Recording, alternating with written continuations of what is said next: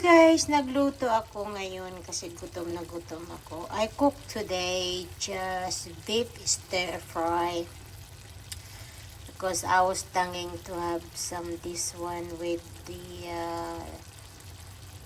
basmati rice. So guys, if you see this video, please like and comment. And I hope you like my cooking, guys. I know you can't eat it, but I am. So ngayon nagluto ako kasi nagutom ako. Beef lang yan, naginis ako. Nilagyan ko ng mga gulay-gulay. At kung ano-ano pa yung naisip ko dyan na ilagay. Nilagyan ko ng para pang pampaibig sa asawa ko, charot. Pero masarap talaga. Ang sarap-sarap. So guys, kung ikaw ay followers ko o hindi ko followers o hindi ka nakapag-subscribe sa akin, paki-like naman kung ayaw mo mag-subscribe.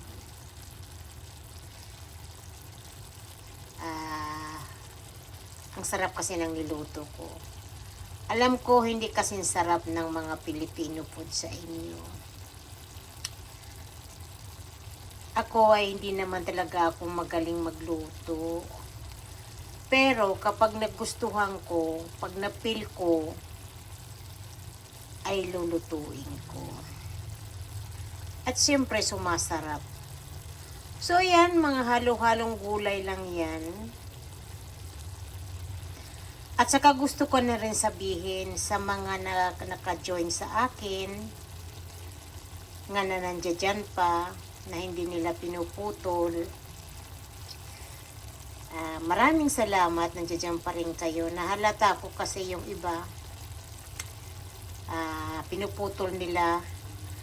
Tapos kapag nabigyan ko sila ng pera muli at saka sila ilalagay nila muli. Aray, napakasakit sa damdamin.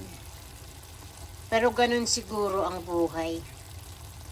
Ganun ang nararamdaman ko sa sarili ko. So maraming salamat sa nandiyan pa sa akin na hindi nila pinuputol. Thank you so much.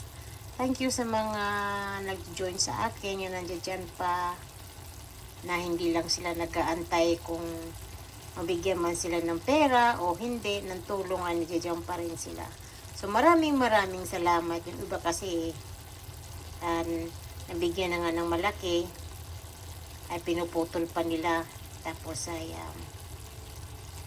ewan. Ganun talaga ang buhay ni Ruthie Peters. Maraming salamat.